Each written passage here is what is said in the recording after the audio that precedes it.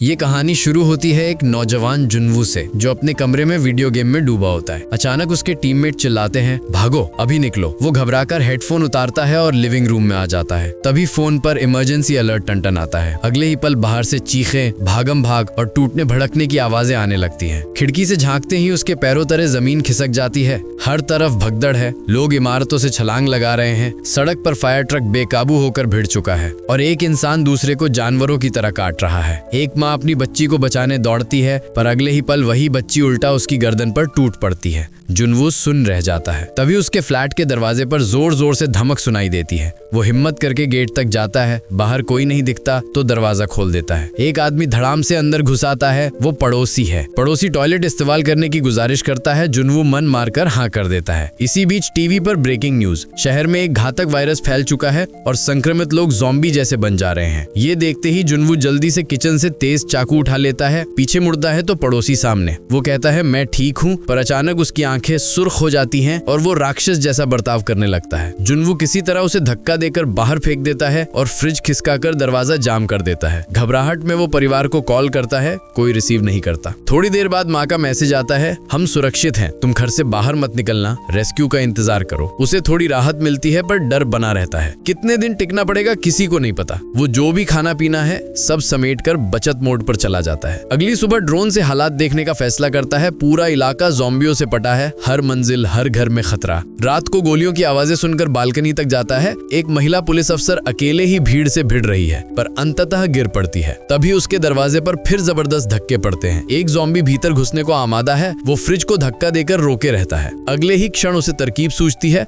वो बालकनी की रेलिंग पर चढ़ जाता है। जैसे ही ज़ॉम्बी झपटता है वो नीचे नहीं कूदता, रेलिंग से लटक जाता है। ज़ॉम्बी छलांग मारकर नीचे जा गिरता है और वो किसी तरह वापस अंदर सरक आता है। नुकसान ये कि फ्रिज हिलने से खाने पीने की हालत और खराब हो जाती है। वो खिड़कियां रोशनदानों को पूरी तरह सील कर देता है, पर असली मुश्किल अभी बाकी थी। अब ज़ॉम्बियों के साथ साथ राशन की किल्लत भी सिर पर है। करीब 15 दिन जूझते जूझते उसका मानसिक संतुलन डगमगाने लगता है। उसे भ्रम होता है कि माता पिता लौट आए हैं, पर ये सिर्फ एक कल्पना निकलती है। तभी उसके फोन पर एक वॉइस मैसेज पहुंचता है। सिग्नल बहुत कम है, फिर भी वो जान जोखिम में डालकर नेटवर्क पकड़ता है। मैसेज प्ले होता है। उधर माता पिता की चीखें, ज़ॉम्बियों ने हमला कर दिया था। ये सुनकर जुनवू अंदर तक टूट जाता है और जिंदगी खत्म करने का फैसला कर लेता है। जैसे ही वो कुर्सी लात मारने वाला होता है, एक लाल लेजर डॉट उसके चेहरे पर पड़ती है। वो चौंकता है। किसी ने सामने वाली इमारत से इशारा किया है। वो लड़की है यूबिन। ये एक मिरेकल जैसा लगता है। यूबिन नोट लिख के बताती है, सुबह 7 बजे बात करेंगे। मगर जुनवू की आंख देर से खुलती है। घड़ी 11 बजा रही है। शुक्र है यूबिन उसे देख रही थी। वो समझ जाती है कि वो भूख से बेहाल है। यूबिन बेसबॉल में रस्सी बांधकर फेंकने की कोशिश करती है। दूरी का अंदाजा चूक जाता है। जुनवू ड्रोन निकालता है और दोनों के बालकनी के बीच रस्सी रोपवे सेट कर देता है। प्लान काम करता है। यूबिन खाने का पैकेट रस्सी से भेज देती है। खुशी कुछ पल की ही साबित होती है। फायर फाइटर बना एक तेज तर्रार ज़ॉम्बी रस्सी पकड़कर दीवार चढ़ने लगता है। उसमें इंसानी जैसी रणनीति बची हुई है। यूबिन को भनक लगते लगते देर हो जाती है। वह फिसलकर बेहोश हो जाती है और ज़ॉम्बी तेजी से उसके कमरे की तरफ बढ़ता है। जुनवू ड्रोन से उसे चढ़ाकर भटकाने की कोशिश करता है, पर अंत में ड्रोन टूट जाता है। जैसे ही ज़ॉम्बी बालकनी पर चढ़ने ही वाला होता है, यूबिन होश में आकर एक वार में उसे नीचे धकेल देती है। खतरा टलता है, पर राशन फिर घट चुका है। अब बाहर निकलकर सामान जुटाने का जोखिम लेना होगा, वरना भूख मार डालेगी।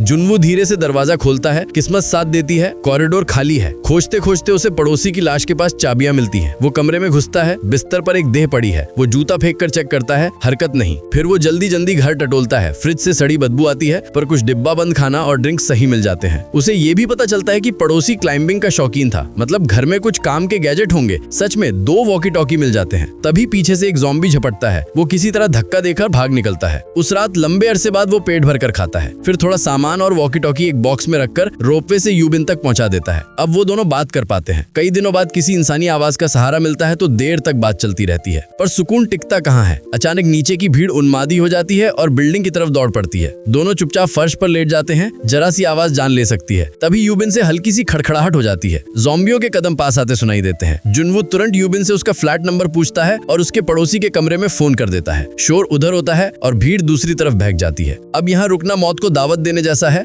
दोनों फैसला करते हैं कि 8वीं मंजिल की तरफ निकलना होगा, जहाँ फिलहाल कम खतरा है। यूबिन, जिसे रॉक क्लाइंबिंग का अनुभव है, रस्सी के सहारे छलांग लगाती है। नीचे आते ही चारों ओर से ज़ॉम्बी टूट पड़ते हैं। फुर्ती से वो कईयों को छकाती है, पर संख्या ज्यादा होने से घिर जाती है। जैसे ही वो बंदूक उठाने लगती है, एक ज़ॉम्बी उस पर कूद पड़ता है। इसी वक्त जुनवू पहुंचकर उसे बचा लेता है। जाता है। दोनों किसी तरह बिल्डिंग के भीतर पहुंचते हैं, मेन गेट अड़सा देते हैं और लिफ्ट से सीधे 8वीं मंजिल की तरफ निकलते हैं। पीछे मुड़कर देखते हैं, एक बड़ा झुंड उनकी ओर दौड़ रहा है। जुनवो उनसे भिड़ता हुआ यूबिन को आगे बढ़ाता है, उसे कोई एक कमरे में खींच लेता है। अगले ही पल एक स्मोक ग्रेनेड फटता है और नकाब पहने एक आदमी रेस्क्यू का दावा करता हुआ प्रकट होता है। यूबिन को उस पर भरोसा नहीं आता। वो खाने पीने की चीजें देता है, दोनों शंका में है। वो खुद पहला कौर खाता है, तब वे भी थोड़ा थोड़ा खाते हैं। आदमी कहता है, मेरे पास काफी राशन है, रेस्क्यू आने तक यहीं रुक जाओ। उम्मीद की एक चिंगारी फिर जल उठती है, पर सच्चाई कुछ और है। थोड़ी देर में जुनवो लड़खड़ाकर गिर पड़ता है। यूबिन भी बेहोश। कमरे के खाने में उसने मिलावट कर रखी थी। ये उसका कमरा भी नहीं। वो दोनों को बांध देता है और यूबिन को घसीटकर दूसरे कमरे में ले जाता है, जहाँ एक ज़ॉम्बी जंजीर से बंधा है और दूसरी तरफ रस्सी उस आदमी के हाथ में। असली चेहरा सामने आता है। वो ज़ॉम्बी उसकी पत्नी है,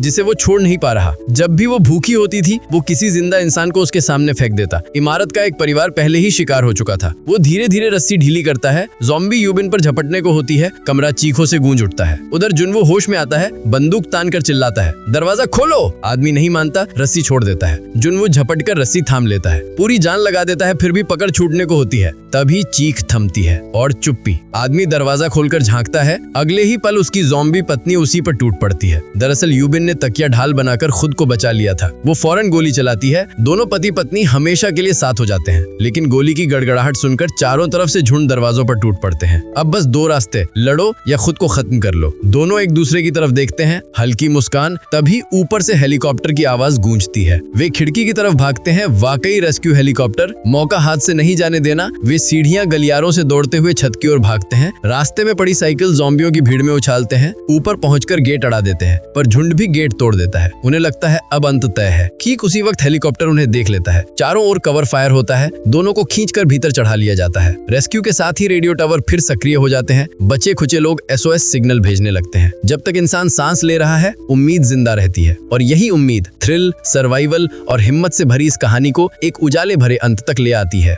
तो दोस्तों, आशा है आपको ये दिल को छू जाने वाली मूवी पसंद आई होगी। अगर पसंद आई है तो प्लीज नीचे आ रही ये वीडियोस को भी जरूर देखें और वीडियो को लाइक करके चैनल को सब्सक्राइब कर लें।